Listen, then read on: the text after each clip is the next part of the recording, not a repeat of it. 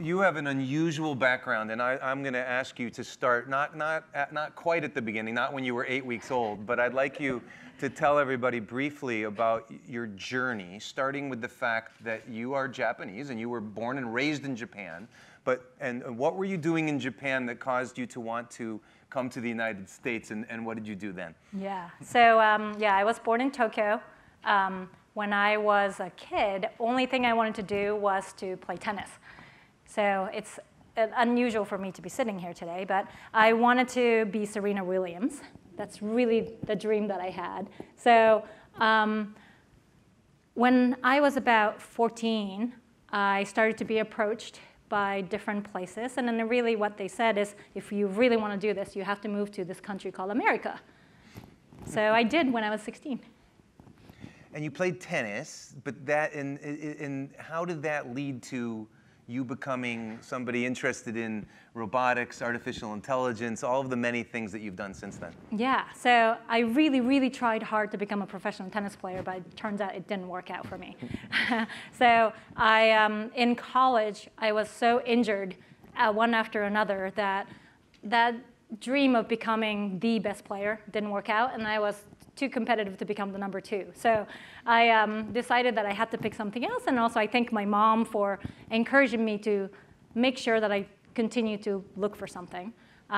So in college, I was at Berkeley, and then I looked around and thought, okay, the only thing I know is tennis. What can I do? And when I sampled around, I found that there was a robotics lab where I could potentially build a tennis buddy for myself. So I thought, whoa, that'd be so cool. So I joined a robotics lab. The professor didn't laugh at me and took me, even though I said, can I build a tennis buddy? And he said, okay, sure, go and work with a grad student. So that's what I did. Hold on, what is a tennis buddy? Because I know what a ball machine is, and I'm guessing you had something a little bit more complicated in mind. That's kind of true. So I wanted something that had legs and arms, and then really had eyes with the computer vision that could tell where the ball's coming from. The arms had perfect swing, then ran, and then actually could even adjust. It could read my mind a little bit, so that when I was playing really well, it'd be really competitive and be just a little bit better. For those of you who play individual sports, you probably know exactly what it means, that you want to play with somebody who's just a little bit better than you, and that would push you, just right. So that's what I wanted. But on the days that I was down, it could read my mind too, so that it would play really terrible and I'd feel much better. How did it go? We're still working on it. This was how long ago? Yeah. 20 years ago. Yeah, let's not talk about age. Yeah, I know, I'm sorry. And the only reason I bring up age or time is that a lot has happened in robotics and artificial intelligence during that time. So reflect on that for a moment. What is the state of play in 2017 versus when you were working on your tennis buddy, which did some things but not well enough to your satisfaction, right? That's right. So yeah, I went to actually MIT for grad school and then started building a humanoid. Really took on the project that was called the COG to build a 2-year-old capability using 5 years of graduate student time. And we put the most advanced machine learning technology. Actually, at that point, it wasn't even called machine learning. It was called artificial intelligence or neural networks. So that's what we put in. But nowhere near being able to play tennis. We could barely grab objects in the lab. Oh, right? Interesting. Yeah, so this is in the 90s. And so that, we've made a huge advancement. And we'll get to that maybe in a timing-wise and then why this is such an awesome field. But yeah, so it got from there. And then I got really frustrated with the field of AI at MIT, which is kind of sad. But I thought, there got to be more. And I found a lab in neuroscience department which was trying to model the human brain. And I thought, this is it. If we model the human brain, then we can transfer that and then call it artificial intelligence. So my PhD ended up just completely focusing on computational neuroscience. Computational neuroscience. But I've also read that so I love a quote when someone asked you, how do you feel about the state of your field? And your response was, I don't know what my field is. Are you confused about this, or is it too complex? Tell us what your field is, because I've also seen the word neurorobotics associated with you, and I don't know what that is. Yeah, I'm very confused, actually. So yeah, I got my degree under an undergrad in electrical engineering because everybody said that that's the right engineering thing to do, but then I went to MIT under computer science, and I had a faculty job as a mechanical engineering professor, so I guess I'm very confused. But in terms of neurobotics, so one thing I knew was that I was in this area called interdisciplinary area. In college, those things didn't exist, right? It's like mechanical engineering and an electrical engineering. It's another building, you have to go over there. And that really bothered me, so I decided that, you know what, I'm just not going to respect any of this, and I'm just going to cross as many places as possible. Totally the wrong thing to do if you want to get tenure, but thank God I got tenure. But yeah, so anyway, so yes, I think I don't really identify myself in a specific field. Hope people don't ask me that question too often, but I created a field called neurobotics. The neuro and robotics and the row actually overlap. And I used to say that I work on row. And they were like, what? So you know the overlap between neuro and the robotics. They're like, oh, I get it. But now, you know, the term didn't stick as much as I wanted to, but now people call it brain-computer interface, brain-machine interface. Really the idea is about, you know, putting chips or some way of extracting brain signals and using that to control whether the wearable robotic device or, you know, amputees would have prosthetic device, and how can we really decode that information using artificial intelligence and then make it into signals that your body can understand. So we'll jump around a little bit because I do want you to talk about where you think we are compared to when you were doing your graduate work. First of all, you've gotten busy since then and you have other things to do, but could you design a tennis buddy today, or is it still too soon? Isn't it crazy? But we're still pretty far away. Okay. You know, I think there are so many technical problems with legged locomotions, though, you know, if you've seen big dogs and small dogs running around, it's getting pretty darn good. Manipulation is even harder. So being able to, like, I never realized how amazing humans are until I started trying to build another one of those. That, you know, I think we grab and then manipulate objects with these crazy fingers. And then what I've learned is that humans are distinguished by our thumbs. You know, why we're not monkeys in many ways is because we have this amazing opposable thumb that allows us to construct different things, right? So I thought, okay, wow, that's capability is amazing. We would love to be able to recreate it for those people who lost those functions. But man, that's really hard. So we're still working on the manipulation aspects. But tennis doesn't require this. So can we do it? Close. I would say if you look and search on the web, there are robots that can play ping pong really, really well. But now playing ping pong and moving around on a tennis court at the same time and figuring out the strategy and all those things, I would say maybe 10, 15 years from now.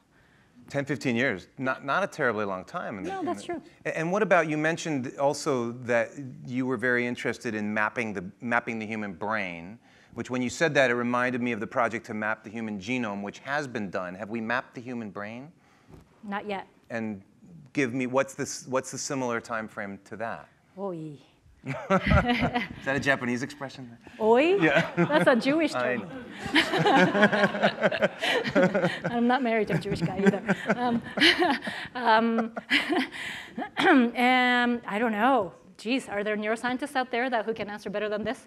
Naveen. Map the human brain? Yes. It's probably never going to happen unless we can actually Unless we can what? actually simulate the whole thing. Simulate it. Tell us who you are. I'm Naveen Rao. I'm now at Intel Corporation. I head the AI projects there, but I'm a computational neuroscientist and a computer architect. And yeah, actually, Yoki and I actually share some background there. I worked in neural prosthetics as well. But mapping the human brain is, no, we're not going to do that. It's not like the genome. It's not like, here's the letters and we just got to figure them out. It's a much more complicated problem. It's like function is interrelated. They're all interconnected and they all talk to each other. Got it. There's no way we're going to get there. Great. Okay. There's your answer. Yeah, isn't that great? I should do this in every question, actually. You're welcome to. And by the way, before we end, I will ask you to ask questions because I want you to have a chance to ask Yoki what you're interested in. Tell us about why you left academia and what it was you went to do. Yeah, so I have always wanted to build something for people now.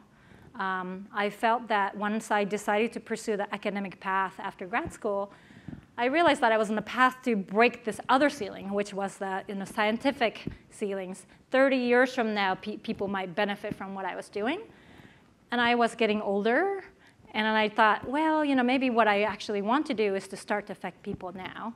So I started doing that as my own nonprofit people were calling me all the time, says, well, my son just got in a car accident and he's paralyzed. Is there anything I can do? And I thought, okay, one person at a time, I could probably do this. So I started this nonprofit to build robotic systems for different needs. But that wasn't satisfactory enough. I wanted to do it on a larger scale. And then when I received a phone call from Google. Who called you from Google? This guy named Bill Korn. At the time, I didn't know anything about Bill. Now I really highly respect him. He's at Sequoia now. But yeah, he just called me up and said, can you come to Google tomorrow? And I said, I don't know you, and I don't know anything about Google, but sure. And you were in Seattle, right? I was in Seattle, yeah. I was at the University of Washington by then. I moved from Carnegie Mellon to the University of Washington as a professor, and then I was running a center that was the neuroengineering lab, the center, which had quite a lot of people, so I didn't have an intention to really leave academia at that point. But yes, I received a phone call, and yeah, so I showed up to Google the next day. And you did what at Google? I was a co-founder of Google X. So I basically took, they invited me in and I met the usual suspects, and then they said, hey, we're thinking, and then everybody asked me really hard questions of what do you think the future is going to be like? And I thought. Excuse me one second, Yoki. You guys are killing me. Right out there. It'd be very easy to do what you're doing right now. Go ahead. I'm sorry for interrupting you. That's okay. Thanks. So yeah, and apparently I was okay enough to make it. So yeah, I ended up being fortunate enough to be able to find Google X. I found Google X with Sebastian Thrun and Astra Teller, and yeah, so that was an incredible journey. How did you all, so 3 of the things that you worked on were Google Glass, autonomous vehicles, and Project Loon. How did you decide what crazy things you were going to work on? Well, first of all, I don't want to take credit because those things were worked on by a whole bunch of amazing people. I was a facilitator. So I was trying to be the bridge between academia, where I've tried to find the smartest people in the world and then see what they have to say, and then sort of hold hand with the bridge with Google, where they said, we want to do crazy, amazing moonshots. What are the kind of things that's close enough, but not too close, that we can bring and then marinate and make it into an amazing thing. And then also the criteria was paradigm shifting, that because we work on this, the future is going to have a different color. So from that point of view, actually the self-driving car stuff was already there, but we inherited it. And then obviously that was paradigm shifting. The whole world is talking about it now. Yes. Yeah, it's pretty crazy. It's amazing. Then the glass. The whole process was fun. It was a lot of brainstorming, crazy brainstorming and prototyping.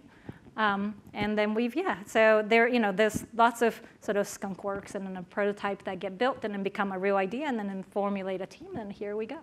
So you've had an active career, and you've had a restless last handful of years. And so I want to, so that everyone can hear it, I want to take everybody through your corporate stops over the next few years, because you played a critical role at Nest.